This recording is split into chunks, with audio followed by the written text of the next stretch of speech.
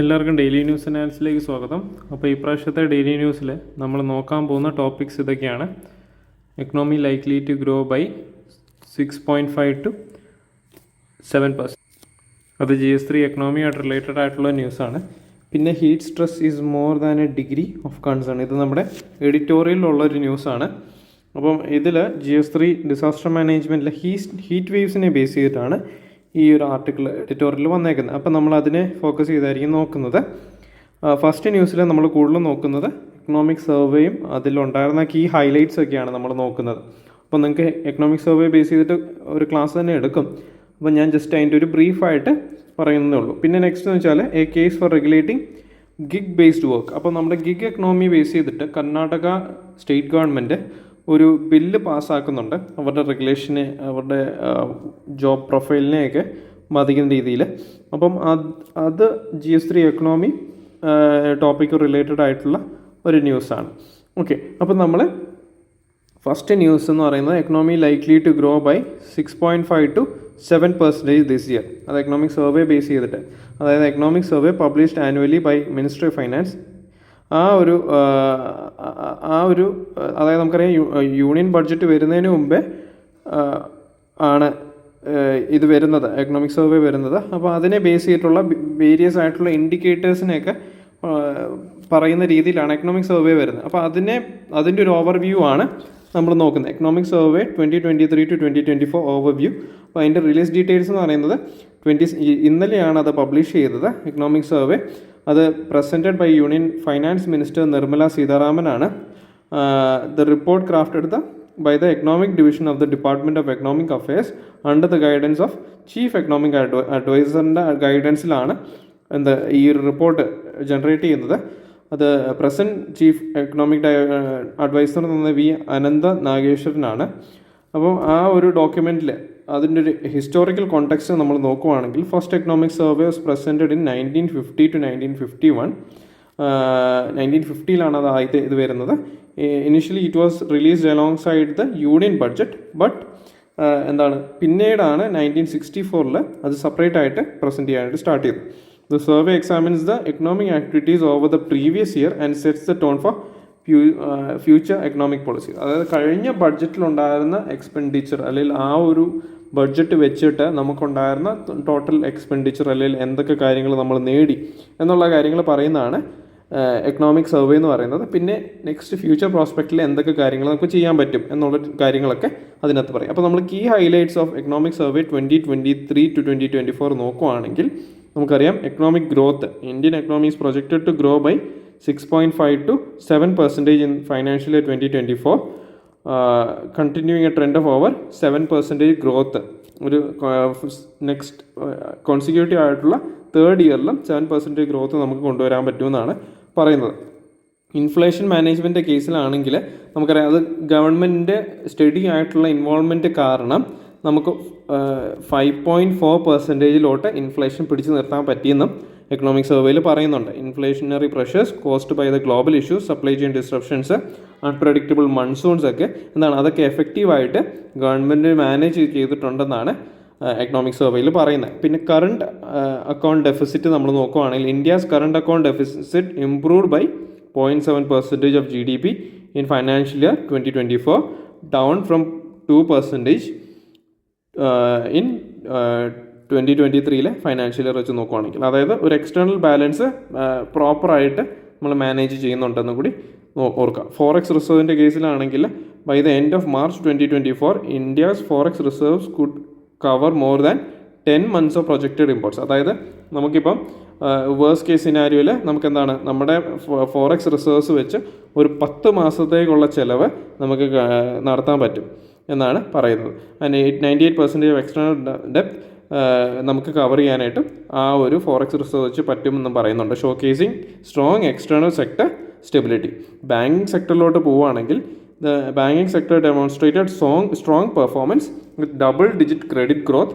പിന്നെ NPA, അതായത് NPA എന്ന് പറയുന്നത് നമുക്ക് ഒരാൾ ലോൺ എടുത്തു, അല്ലെങ്കിൽ ഒരു കമ്പനി ലോൺ എടുത്തു, പിന്നെ അത് നമുക്കറിയാം ഒരു ബാങ്കിനെ സംബന്ധിച്ചിടത്തോളം ലോണാണ് അവരുടെ അസറ്റ്. അതായത് ലോൺ കൊടുക്കുന്നതിലൂടെയാണ് ബാങ്കിന് പൈസ കിട്ടുന്നത്.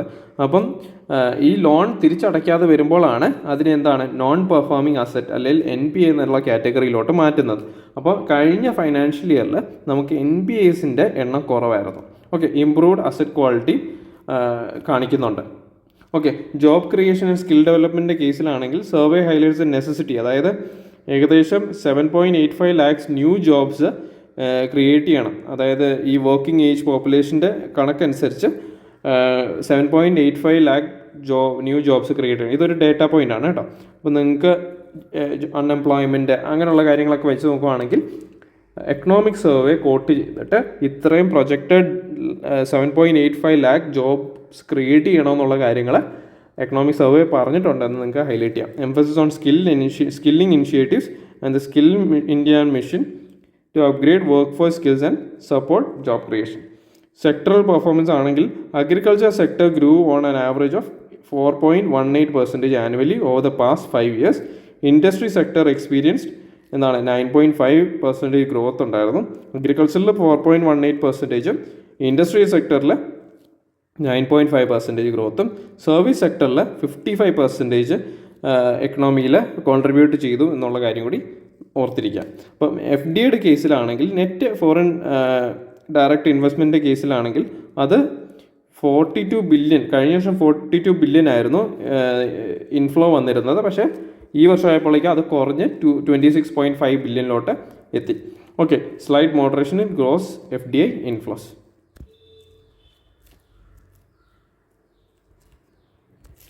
Okay, energy needs and green ട്രാൻസിഷൻ്റെ കേസിൽ India's energy requirement is projected to grow by 2 to 2.5% by 2 to 2.5 times by 2047 with significant advancement in renewable energy and emission reduction. Policy recommendation എന്ന് പറയുമ്പോഴേക്കും എന്താണ്, focus on bottom up reforms ആയിരിക്കണം. അതായത് താഴെ തട്ടിലുള്ള ആൾക്കാർക്കുള്ള economic growth അല്ലെങ്കിൽ development കൊണ്ടുവന്നിട്ടാണ് എന്താണ് എക്കണോമിയിൽ development അല്ലെങ്കിൽ ഒരു ഗ്രോത്ത് പ്രൊജക്ഷൻ നമ്മൾ കൊണ്ടുവരാനായിട്ട് ജോബ് ആൻഡ് സ്കിൽ ക്രിയേഷൻ കൊണ്ടാണ് MSMEയിൽ ഡെവലപ്മെൻറ്റ് കൊണ്ടുവരേണ്ട ആവശ്യമുണ്ട്. എസ്പെഷ്യലി MSME ഡെവലപ്മെൻറ്റ് എന്ന് പറയുമ്പോൾ നമുക്കറിയാം സെക്കൻഡറി സെക്ടറിലാണ് കൂടുതൽ ചേഞ്ചസ് വരേണ്ട ആവശ്യം. ഗ്രീൻ ട്രാൻസിഷനെ കുറിച്ചും ഇൻഇക്വാളിറ്റീനെ കുറിച്ചും അഡ്രസ്സ് ചെയ്യേണ്ട ആവശ്യമുണ്ട്. അപ്പോൾ ഇൻഫ്രാസ്ട്രക്ചർ ആൻഡ് ക്യാപിറ്റൽ ഇൻറ്റൻസീവ് ആയിട്ടുള്ള നമുക്ക് PLI സ്കീമുകളുണ്ടല്ലേ. അപ്പം അങ്ങനെയുള്ള സ്കീമുകൾ കൂടുതൽ കൊണ്ടുവരണം എക്കണോമിക് ഗ്രോത്ത് സ്റ്റിമുലേറ്റ് ചെയ്യാനായിട്ട് എന്നാണ് എക്കണോമിക് സർവേയിൽ പറയുന്നത്, പോളിസി റെക്കമെൻഡേഷൻസ് ആയിട്ട് പറയുന്നത്. നെക്സ്റ്റ് എന്ന് പറയുന്നത് നമ്മുടെ ഡിസാസ്റ്റർ മാനേജ്മെൻറ്റ്, അതും GS3 റിലേറ്റഡ് ആയിട്ടുള്ള ടോപ്പിക് തന്നെയാണ്. ഹീറ്റ് വേവ്സിനെ കുറിച്ചാണ്. Climate change and environmental degradation significantly impacts workers health, productivity and safety worldwide. Heat stress driven by rising temperature poses severe risk to labours particularly in regions with already high temperatures. Okay, അപ്പം വർക്കേഴ്സിൻ്റെ കണ്ടീഷനെ base ചെയ്തിട്ട് heat waves കുറിച്ചൊക്കെയുള്ള ഒരു ആർട്ടിക്കിളാണ്. അപ്പം heat റിസ്കുകൾ അല്ലെങ്കിൽ നമ്മൾ ഇതിൻ്റെ definitions ഒക്കെ നോക്കുവാണെങ്കിൽ ഹെൽത്ത് റിസ്കുകൾ, അതായത് heat stress can lead to cardiovascular diseases, stroke, kidney failure, അതുപോലെ തന്നെ ഫിസിക്കൽ ഇഞ്ചുറി ഹീറ്റ് സ്ട്രെസ് കാരണം ഉണ്ടാകുമെന്ന് ഓർത്തിരിക്കുക. കോഗ്നിറ്റീവ് ആൻഡ് ഫിസിക്കൽ പെർഫോമൻസ് പറയുമ്പോൾ exposure to heat reduces cognitive, അല്ലെങ്കിൽ ഒരാളുടെ ചിന്താശേഷിനെ പ്രോപ്പറായിട്ട് തോട്ട് പ്രോസസ്സ് നടത്താനായിട്ടുള്ള ശേഷിനെ ബാധിക്കും. പിന്നെ ഫിസിക്കൽ കേപ്പബിലിറ്റീസിനെ ബാധിക്കും. Increases risk of accidents and errors. Chronic condition എന്ന് പറയുമ്പോൾ ലോങ് ടേം ഹീറ്റ് എക്സ്പോഷർ എന്താണ് ഹൈപ്പർ ടെൻഷൻ അല്ലെങ്കിൽ കിഡ്നി ഡിസീസ് അല്ലെങ്കിൽ റെസ്പിറേറ്ററി ഇഷ്യൂസിനെയൊക്കെ ക്രിയേറ്റ് ചെയ്യാനായിട്ട് അത് കാരണമാകും. പിന്നെ പ്രൊഡക്ടിവിറ്റിയുടെ കേസിലാണെങ്കിൽ നമുക്കറിയാം ഹീറ്റ് സ്ട്രെസ് എന്താണ് ഒരു ലേബർ, അതായത് നമുക്കറിയാം ഒരാൾക്ക് പ്രോപ്പറായിട്ട് ഫങ്ഷൻ ചെയ്യാൻ പറ്റില്ല. നമ്മൾ ഓൾറെഡി പറഞ്ഞു കോഗ്നിറ്റീവ് എബിലിറ്റി, അതായത് പ്രോപ്പറായിട്ടുള്ള ഒരാളുടെ തോട്ട് പ്രോസസ്സിനെ ബാധിക്കുമെന്ന് പറഞ്ഞു. അപ്പോൾ അയാൾക്ക് പ്രോപ്പറായിട്ടുള്ള പ്രൊഡക്റ്റീവായിട്ട് വർക്ക് ചെയ്യാനായിട്ട് പറ്റില്ല. ഔട്ട്ഡോർ അല്ലെങ്കിൽ നോൺ എയർ കണ്ടീഷൻ ഇൻഡോർ എൻവയോൺമെൻറ്റിൽ വർക്ക് ചെയ്യാനായിട്ട് പറ്റില്ല. ഗ്ലോബൽ ഇമ്പാക്റ്റിൻ്റെ കേസിൽ ഇതൊരു ഡേറ്റ പോയിൻ്റ് ആണ്. നെക്സ്റ്റ് പോയിൻ്റ് എന്ന് പറയുന്നത് ഓക്കെ, ILO ഇൻ്റർനാഷണൽ ലേബർ ഓർഗനൈസേഷൻ്റെ ഫൈൻഡിങ്സ് പ്രകാരം according to ILO heat stress is projected to reduce global working hours by 2.2%. Okay, അതായത് 80 മില്യൺ ഫുൾ ടൈം ജോബ്സിനെയാണ് അഫക്റ്റ് ചെയ്യുന്നത്. And economic losses to approximately 2400 billion by 2030. അപ്പോൾ regional വൾണറബിലിറ്റിയുടെ case നോക്കുവാണെങ്കിൽ Asia അല്ലെങ്കിൽ and Pacific റീജിയൻസിൽ expected to lose the highest number of working hours due to heat stress equivalent to 5.3% of total work hours by 2030. Sub-Saharan African ലൊക്കേഷൻ്റെ കേസിലാണെങ്കിൽ predicted to experience significant decline in labor productivity. European and North American റീജിയൻസിൻ്റെ കേസിലാണെങ്കിൽ also face reductions in working hours but to a lesser extent compared to Asia and Sub-Saharan Africa. Okay, sectoral ഇമ്പാക്റ്റിൻ്റെ കേസിൽ agriculture and construction സെക്ടറിലാണ് ഏറ്റവും കൂടുതൽ productivity losses വരുന്നത്. Manufacturing and service സെക്ടറിലാണെങ്കിൽ indoor workers without advocate cooling facilities ഉള്ള ആൾക്കാരാണെങ്കിൽ, നമുക്കറിയാം ഫാക്ടറീസിലൊക്കെ വർക്ക് ചെയ്യുന്ന ആൾക്കാരാണെങ്കിൽ അവർക്ക് പ്രൊഡക്ടിവിറ്റി അല്ലെങ്കിൽ അവർക്കുള്ള റിസ്ക് കൂടുതലാണ്. എക്കണോമിക് കോസ്റ്റുകൾ എന്ന് പറയുമ്പോൾ reduced productivity and increased health care cost burden national economies. Okay, policy recommendation അല്ലെങ്കിൽ ഇതിനുള്ള ഒരു വേ ഫോർവേഡ് എന്ന് പറയുമ്പോൾ വർക്ക് പ്ലേസ് അഡാപ്റ്റേഷൻസ് ആണ്. ഒന്നെന്ന് പറയുന്നത് കൂളിംഗ് സൊല്യൂഷൻസ്, അതായത് ഈ വർക്ക് പ്ലേസസിൽ കൂളിംഗ് സിസ്റ്റംസ് ഇംപ്ലിമെൻറ്റ് ചെയ്യുക, ഷിഫ്റ്റ് അഡ്ജസ്റ്റ്മെൻറ്റ്സ് കൊണ്ടുവരിക. അതായത് ഈ വർക്കിംഗ് അവേഴ്സ് ഒരു ഡേയിലെ കൂളർ പാർട്ടിലോട്ട്, നമുക്കറിയാം ഉച്ച കഴിഞ്ഞിട്ടുള്ള ടൈം അല്ലെങ്കിൽ ഏർലി മോർണിംഗ് ടൈം, അങ്ങനെയുള്ള രീതിയിൽ വർക്ക് അവേഴ്സ് മാറ്റാനായിട്ട് നോക്കുക. ഹൈഡ്രേഷൻ ആൻഡ് റെസ്റ്റ് ബ്രേക്സ് എന്ന് പറയുമ്പോൾ ensuring workers have access to adequate പ്രോപ്പറായിട്ട് വാട്ടർ ഇൻടേക്ക് വേണം, അതുപോലെ തന്നെ റെസ്റ്റ് ആൾക്കാർക്ക് വേണം. പിന്നെ നാഷണൽ ആൻഡ് ഇൻ്റർനാഷണൽ ഗൈഡ് ലൈൻസിൻ്റെ കേസിൽ India's guidelines, national disaster management authority guidelines ഉണ്ട്, അത് ഫോളോ ചെയ്യാം ഈ വർക്കേഴ്സിനെ ഹീറ്റ് സ്ട്രെസ്സിൽ നിന്ന് പ്രൊട്ടക്റ്റ് ചെയ്യാം. പിന്നെ അതുപോലെ തന്നെ ഇൻ്റർനാഷണൽ ലേബർ ഓർഗനൈസേഷൻ്റെ ഗൈഡ് ലൈൻസും ഫോളോ ചെയ്യാനായിട്ട് നോക്കുക. പിന്നെ ഉള്ളത് പബ്ലിക് അവയർനെസ് ആൻഡ് എഡ്യൂക്കേഷനാണ്. ട്രെയിനിങ് പ്രോഗ്രാംസ് കൊടുക്കുക, വർക്കേഴ്സിനും എംപ്ലോയേഴ്സിനും പ്രോപ്പറായിട്ട് ഹീറ്റ് സ്ട്രെസ് റിസ്ക്കുകളെ മാനേജ് ചെയ്യാനായിട്ടുള്ള പ്രിവെൻഷൻ സ്ട്രാറ്റജീസിനെ കുറിച്ചുള്ള ട്രെയിനിങ്ങും കാര്യങ്ങളും കൊടുക്കുക. പിന്നെ കമ്മ്യൂണിറ്റി എൻഗേജ്മെൻ്റ് ആണ്, raising awareness about the health impact of the heat stress.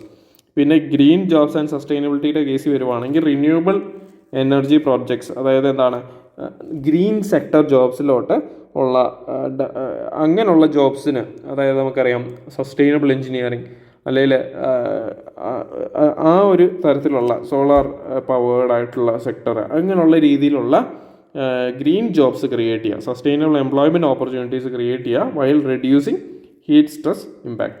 urban planning നോക്കുവാണെങ്കിൽ designing urban areas to reduce heat exposure. അത്രയാണ് ആ ഒരു ന്യൂസിൽ. നമുക്കറിയാം ഒരു ഹീറ്റ് സ്ട്രെസ് അല്ലെങ്കിൽ ഡിസാസ്റ്റർ മാനേജ്മെൻറ്റ്, നമ്മൾ ഈ ഒരു ഹീറ്റ് ഐലൻഡ് അല്ലെങ്കിൽ ഹീറ്റ് സ്ട്രെസ് ഒക്കെ ബേസ് ചെയ്തിട്ട് നമ്മൾ കുറേ കാര്യങ്ങൾ നേരത്തെ ന്യൂസുകളിലൊക്കെ ആണെങ്കിൽ ഡിസ്കസ് ചെയ്തതാണ്. അപ്പോൾ അതിൻ്റെ എല്ലാം ഒരു അഡീഷൻ അല്ലെങ്കിൽ ആഡ് ഓൺ പോയിൻറ്റ്സ് എന്ന രീതിയിൽ നോക്കിയാൽ മതി. ILOയുടെ പ്രൊജക്ഷനും കാര്യങ്ങളും നമ്മൾ ഡേറ്റാ പോയിൻ്റ് എന്ന രീതിയിൽ പറഞ്ഞിട്ടുണ്ട്, അതും കൂടി ഒന്ന് നോക്കാനായിട്ട് ശ്രദ്ധിക്കുക.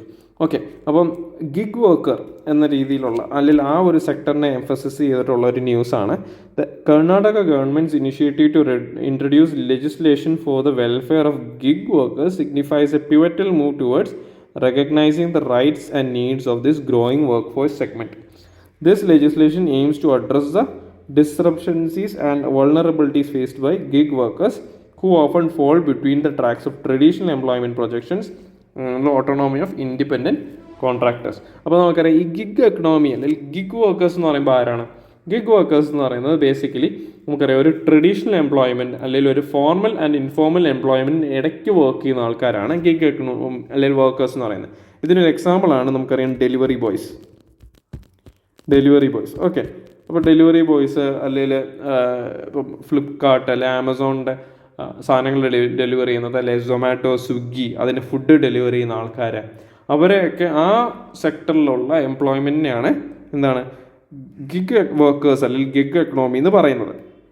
ഓക്കെ, ഇപ്പം കറണ്ട് കേസ് സിനാരിയോയിൽ ഗിഗ് വർക്കേഴ്സ് ഒരു മെയിൻ ടോപ്പിക്കായിട്ട് വരാൻ കാരണം എന്താ? കാരണം എന്ന് വെച്ചാൽ ഇപ്പോൾ നമുക്കറിയാം ഇപ്പം വെബ്സൈറ്റുകൾ അല്ലെങ്കിൽ ഓൺലൈൻ പ്ലാറ്റ്ഫോംസൊക്കെ സ്റ്റഡി ആയിട്ട് പെർഫോം ചെയ്യുന്ന ഒരു കാലഘട്ടമാണിത്. അപ്പം അവരുടെ ഇൻഫ്രാസ്ട്രക്ചറിനെ മുന്നോട്ട് കൊണ്ടുപോകാനായിട്ട് വേണ്ട ഒരു വർക്ക് ഫോഴ്സാണ് ഗിഗ് വർക്കേഴ്സ് എന്ന് പറയുന്നത്. അപ്പോൾ അവർക്ക് ആക്ച്വലി ഒരു ഇമ്പോർട്ടൻസ് ഉള്ള ഒരു ടൈമാണ് ഈ ഒരു കറണ്ട് കേസ് അല്ലെങ്കിൽ കറണ്ട് ടൈം എന്നും കൂടി ഓർത്തിരിക്കുക. അപ്പോൾ അത്രയും ഹൈലൈറ്റ്, ഇപ്പം നമുക്കറിയാം ബാംഗ്ലൂർ പോലത്തെ ഒരു പ്രോമിനൻ്റ് ആയിട്ടുള്ള മെട്രോ സിറ്റിയിലെ ഗിഗ് വർക്കേഴ്സ് എന്ന് പറയുമ്പോൾ നമുക്കറിയാം അവർ ചിലപ്പോൾ ഒരു IT ഫേംസിൽ നിന്ന് ട്രാൻസിഷൻ ചെയ്യുന്ന സ്ട്രക്ചറൽ അൺഎംപ്ലോയ്മെൻ്റ് ഒക്കെ നമ്മൾ ഡിസ്കസ് ചെയ്തപ്പോൾ പറഞ്ഞു അവർ ആക്ച്വലി സ്ട്രക്ചറൽ അൺഎംപ്ലോയ്മെൻറ്റ് അല്ലെങ്കിൽ ഒരു ടെമ്പററി ആയിട്ട് അൺഎംപ്ലോയ്മെൻറ്റ് ഫേസ് ചെയ്യുന്ന ആൾക്കാരുണ്ട്. അതായത് അവർ ഒരു IT ഫേമിൽ നിന്ന് വേറൊരു IT ഫേമിലോട്ട് മാറുന്ന ആൾക്കാരായിരിക്കും. അപ്പം ഈ ഒരു സ്റ്റേജിൽ, മിഡിൽ സ്റ്റേജിൽ അവർക്ക് ചിലപ്പോൾ ജോലി കാണത്തില്ല. അപ്പം ആ സമയത്ത് ഇവർക്ക് സർവൈവ് ചെയ്യാനായിട്ട് അവർ ചിലപ്പോൾ ഡെലിവറി ബോയ്സായിട്ട് അല്ലെങ്കിൽ ഊബർ ഡ്രൈവേഴ്സായിട്ട് ഒക്കെ ഇവർ വർക്ക് ചെയ്യും. അപ്പം ആ ഒരു സ്റ്റേജിൽ ഫ്രിക്ഷണൽ അൺഎംപ്ലോയ്മെൻറ്റ് അല്ലേ, അപ്പോൾ അങ്ങനെ ഒരു സ്റ്റേജിലാണ് അങ്ങനെയുള്ള ആൾക്കാർ ആ ഒരു കാറ്റഗറി വർക്ക് ചെയ്യുന്ന ആൾക്കാർ കൂടുതലും മെട്രോ സിറ്റീസിലുണ്ട്. അപ്പോൾ Karnataka is facing that issue. അപ്പോൾ അവർ അതിന് വേണ്ടിയിട്ട് ഇങ്ങനൊരു അവരുടെ വെൽഫെയർസിന് വേണ്ടിയിട്ടുള്ള ഒരു ലെജിസ്ലേഷൻ കൊണ്ടുവരികയാണ്. അതാണ് അതിൻ്റെ ഒരു കോണ്ടെക്സ്റ്റ് എന്ന് പറയുന്നത്. Okay, gig worker regulation and key issues and insight. അപ്പോൾ ഈ ഒരു ലെജിസ്ലേഷൻ വേണ്ട കാരണം എന്താണ്? Worker vulnerabilities. അതായത് ഈ ഗിഗ് വർക്കേഴ്സ് എന്ന് പറയുന്നത്, അല്ലെങ്കിൽ ഡ്രൈവേഴ്സ്, ഡെലിവറി പേഴ്സണൽസ്, അവർക്കൊക്കെ ഒരു പ്രോപ്പർ ഇൻകം സ്ട്രീം ഇല്ല. കാരണം അവർ പെർഫോം ചെയ്യുന്ന ബേസ് ചെയ്തിട്ടാണ് ഇവർക്ക് ഇൻസെൻറ്റീവ്സ് വരുന്നത്. ഓക്കെ, അവർക്കൊരു പ്രോപ്പർ ജോബ് സെക്യൂരിറ്റി ഇല്ല. നമുക്കറിയാം, ഒരു ഫോർമൽ എംപ്ലോയ്മെൻറ്റിൽ നമുക്കൊരു മന്ത് എൻഡിൽ ഇവർക്ക് ഇത്ര രൂപ കിട്ടുമെന്ന് നമുക്കറിയാം അല്ലേ. പക്ഷേ ഇങ്ങനൊരു സെക്ടറിൽ വർക്ക് ചെയ്യുന്ന ആൾക്കാരാണെങ്കിൽ അവർ വർക്ക് ചെയ്ത് കഴിയുമ്പോൾ അതിൻ്റെ ഒരു ഡെലിവറിയുടെ ഇത്ര പെർസെൻറ്റേജ് ഫീസൊക്കെ ആയിട്ടാണ് ഇവർക്ക് കിട്ടുന്നത്. അപ്പോൾ ഇത്ര നമ്പർ ഓഫ് ഡെലിവറീസ് ചെയ്താലേ ഇവർക്ക് മന്ത്ലി ഇത്ര എമൗണ്ട്, ഒരു 30,000 40,000 ഒക്കെ ഏൺ ചെയ്യാനായിട്ട് പറ്റത്തുള്ളൂ. അപ്പോൾ ആൽഗോറിതമിക് മാനേജ്മെൻറ്റ് കേസിൽ companies use algorithms to manage gig workers impacting the working hours, income and work conditions without transparency and worker input. അപ്പോൾ നമുക്കറിയാം, ചില കേസിൽ ചില ഏരിയാസിലൊക്കെ കൂടുതൽ ഓർഡേഴ്സ് കിട്ടുന്ന ഏരിയാസ് ആയിരിക്കും, അല്ലെങ്കിൽ ചില ഏരിയാസിൽ ഒത്തിരി ഓർഡർ കിട്ടത്തില്ല. അപ്പോൾ അതനുസരിച്ച് അവിടെ ഗിഗ് വർക്കേഴ്സായിട്ട് വർക്ക് ചെയ്യുന്ന ആൾക്കാർക്ക് ഇൻകം കുറയും. അങ്ങനെയുള്ള പ്രശ്നങ്ങളുണ്ട്. അതാണ് ആൽഗോറിതം എന്ന് പറയുന്നത്. ആ ഒരു സോഫ്റ്റ്വെയർ അല്ലെങ്കിൽ ആ ഒരു ഓൺലൈൻ പ്ലാറ്റ്ഫോം കൂടുതൽ ഓർഡർ കിട്ടുന്ന സ്ഥലത്തോട്ട് ഫോക്കസ് ചെയ്യുമ്പോഴേക്കും ലെസ് ഓർഡേഴ്സ് ഉള്ള അല്ലെങ്കിൽ ലെസ് ട്രാഫിക് ഉള്ള ഏരിയാസിൽ വർക്ക് ചെയ്യുന്ന ആൾക്കാർക്ക് ഇൻകം കുറയും. ഓക്കെ, അങ്ങനെയുള്ള പ്രശ്നങ്ങളുണ്ട്. ഓക്കെ, അപ്പോൾ ഈ കർണാടകയുടെ ഈ ഗിഗ് വർക്കേഴ്സിനുള്ള ബില്ലിലുള്ള കാര്യങ്ങൾ ഫെയർ കോൺട്രാക്റ്റ് ആണ്. അതായത് ക്ലിയർ ആൻഡ് ഫെയർ ആയിട്ടുള്ള കോൺട്രാക്റ്റ് ഗിഗ് പ്ലാറ്റ്ഫോംസ് അല്ലെങ്കിൽ വർക്കേഴ്സിന് കൊടുക്കണം. ഇൻകം സെക്യൂരിറ്റി വേണം. അതായത് ഒരു മിനിമം ഗ്യാരണ്ടീഡ് ഇൻകം ഈ ഗിഗ് വർക്കേഴ്സിന് കൊടുക്കണം. അവർക്കൊരു ഇൻകം വോളറ്റിലിറ്റിനെ സ്റ്റേബിൾ ആക്കാൻ വേണ്ടിയിട്ട് മിനിമം എമൗണ്ട് അവർക്ക് കൊടുക്കണമെന്ന് ഗ്യാരണ്ടി ചെയ്യുക.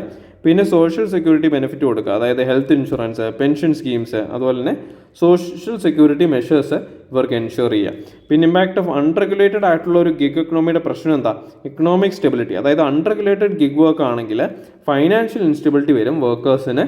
അവർക്ക് ഒരു ഡെയിലി വേജ് അല്ലെങ്കിൽ ഡെയിലി നീഡ്സ് മീറ്റ് ചെയ്യാനായിട്ടുള്ള പൈസ അവരുടെ കാണത്തില്ല. ഹെൽത്ത് ആൻഡ് സേഫ്റ്റിയുടെ കേസിൽ lack of regulation can result in inadequate health and safety measures for workers, especially those involve in physically demanding task. Exploitation റിസ്കിൻ്റെ കേസിൽ വിതൗട്ട് പ്രോപ്പർ റെഗുലേഷൻ ഈ ഗിഗ് വർക്കേഴ്സിന് അവർക്ക് കൂടുതൽ എക്സ്പ്ലോയിറ്റേഷൻ ഫേസ് ചെയ്യും. നമുക്ക് കൂടുതൽ നമ്മൾ ന്യൂസിലൊക്കെ കാണുന്നതാണ്.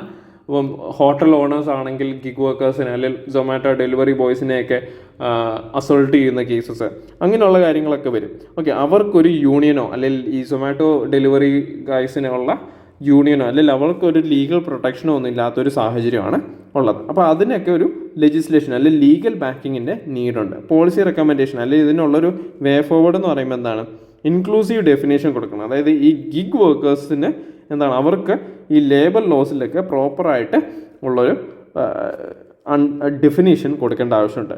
ആൽഗോറിതംസിൽ ട്രാൻസ്പെറൻസി വേണം. കമ്പനീസിന് എങ്ങനെയാണ് ഇവരുടെ ആൽഗോറിതം വർക്ക് ചെയ്യുന്നത്, അതനുസരിച്ച് ഏത് സ്ഥലത്താണ് ഇവർക്ക് പോകേണ്ടത് എന്നുള്ള കാര്യങ്ങൾ ഈ എംപ്ലോയീസിനും കൂടി പറഞ്ഞു കൊടുക്കണം. ഡിസ്പ്യൂട്ട് റെസൊല്യൂഷൻ മെക്കാനിസം വേണം. ഫോർമൽ ചാലഞ്ചസിൽ ഈ വർക്കേഴ്സിന് അവരുടെ പ്രശ്നങ്ങളും ഒക്കെ അഡ്രസ്സ് ചെയ്യാനായിട്ട് ഉള്ളൊരു പ്രോപ്പർ പ്ലാറ്റ്ഫോം വേണം. ഇൻകം ആൻഡ് സോഷ്യൽ സെക്യൂരിറ്റിയുടെ കേസിലാണെങ്കിൽ ഒരു മിനിമം വേജ് കമ്പനീസ് ഇവർക്ക് ഗ്യാരണ്ടി ചെയ്യണം. അതുപോലെ തന്നെ റിട്ടയർമെൻറ്റ് പ്ലാൻ, ഹെൽത്ത് ഇൻഷുറൻസ്, അങ്ങനെയുള്ള ബെനിഫിറ്റ്സ് ആക്സസ് ചെയ്യാനായിട്ട് പറ്റണം. വർക്കേഴ്സ് റെപ്രസെൻറ്റേഷൻ കേസിലാണെങ്കിൽ നമുക്കറിയാം ഗിഗ് വർക്കേഴ്സിന് യൂണിയൻസ് ഫോം ചെയ്യാനായിട്ടും അവർക്ക് proper better terms and conditions കൊണ്ടുവരാനായിട്ട് വേണം. പിന്നെ platform accountability, holding gig platforms accountable four welfare and rights for the workers. അപ്പോൾ ഗ്ലോബൽ ആൻഡ് നാഷണൽ എക്സാമ്പിൾസിൻ്റെ കേസിലാണെങ്കിൽ ഇന്ത്യയുടെ stand, government of India propose social security code 2020 which includes provisions for gig workers such as life and disability cover and old age protections. ഇപ്പോൾ international പ്രാക്ടീസിൻ്റെ കേസിലാണെങ്കിൽ നമ്മൾ നോക്കുകയാണെങ്കിൽ countries like UK and Spain have introduced regulations to improve gig workers conditions including minimum wages and social security benefits. അപ്പോൾ ഒരു conclusion നമ്മൾ കൊടുക്കുകയാണെങ്കിൽ എന്താണ്, ഇപ്പം ഈ ഗിഗ് വർക്കേഴ്സ് എന്ന് പറയുന്നത് ഒരു കറണ്ട് അഫയേഴ്സിൽ കണ്ടിന്യൂസ് ആയിട്ട് വരുന്ന ഒരു ടോപ്പിക്കാണ്. അപ്പോൾ അത് ബേസ് ചെയ്തിട്ട് നിങ്ങൾക്ക് ക്വസ്റ്റ്യൻസ് വരുവാണെങ്കിൽ നിങ്ങൾക്കൊരു ഒരു ഐഡിയൽ കൺക്ലൂഷൻ കൊടുക്കാം. Regulating gig based work is crucial for ensuring fair treatment, income security and social protection for gig workers. Karnataka's draft bill significant. ഇപ്പോൾ ഈ ഒരു കേസ് എന്ന് വെച്ചാൽ കർണാടക ഇങ്ങനെ ഒരു ബില്ല് കൊണ്ടുവരുന്നതാണ്. അപ്പോൾ അതുകൊണ്ടാണ് കൺക്ലൂഷൻ ഞങ്ങൾ അങ്ങനെ പറയുന്നത്. Setting A president for other states and countries to follow. Effective regulation can balance the flexibility of gig work with necessary protections, fostering a more equitable and sustainable labor market. Okay, അപ്പോൾ അതാണ് gig work base ചെയ്തിട്ടുള്ള ഒരു ക്വസ്റ്റ്യനൊക്കെ വരുവാണെങ്കിൽ എങ്ങനെ address ചെയ്യണം, അവരുടെ problems അല്ലെങ്കിൽ അവർക്ക് വേണ്ട സൊല്യൂഷൻസൊക്കെ നമുക്ക് ഇതിൽ നിന്ന് നമുക്ക് കിട്ടും. ഓക്കെ, അപ്പോൾ ഈ പ്രാവശ്യത്തെ DNA എന്ന് പറയുന്നത് നമുക്കറിയാം കൂടുതൽ എക്കണോമിക് പെർസ്പെക്റ്റീവിൽ ഉണ്ടായിരുന്ന ന്യൂസാണ്. എല്ലാവർക്കും മനസ്സിലായെന്ന് വിചാരിക്കുന്നു. ഇനി അടുത്ത പ്രാവശ്യം കാണാം. നന്ദി, നമസ്കാരം.